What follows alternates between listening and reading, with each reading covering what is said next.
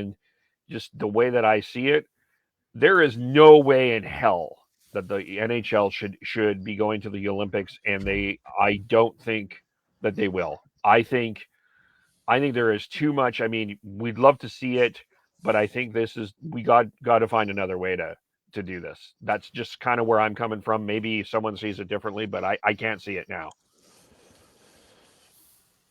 I was probably one of the more optimistic people in terms of the NHL going to the Olympics this upcoming year, but now that this has happened, you're postponing another 3 games. You've got some major questions about the protocols that the players would have to go through. The players are questioning that now.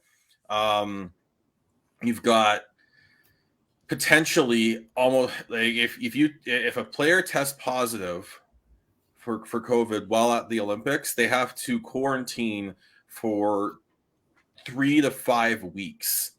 Could you imagine if you tested positive, if someone tested positive near the end of the tournament, and then they're basically out till the playoffs at minimum, and then they still have to come back and find their legs again, because it's not like they're going to be able to be skating or doing anything like that. So, yeah, the more information comes out, the more COVID positive COVID tests that happen just makes it for me that I don't think it's happening, and it really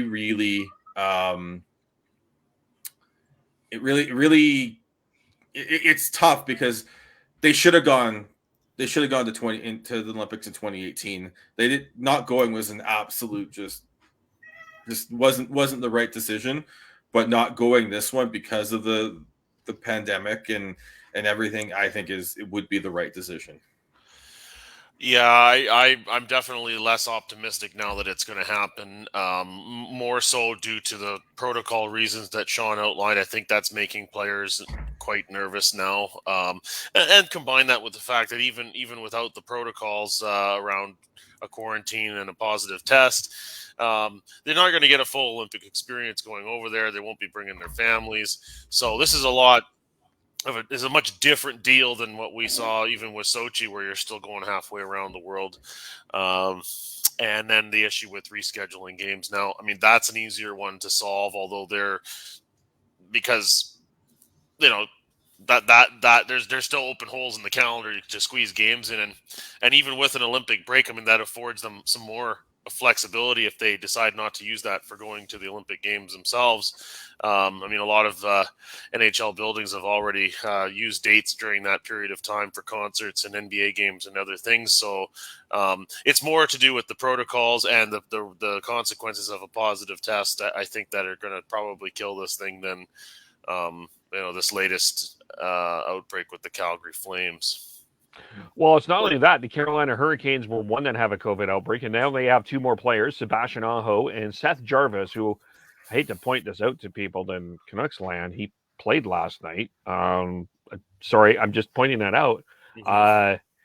But I'm only pointing that out because, I mean, this is just the way we are. It's not a good situation here.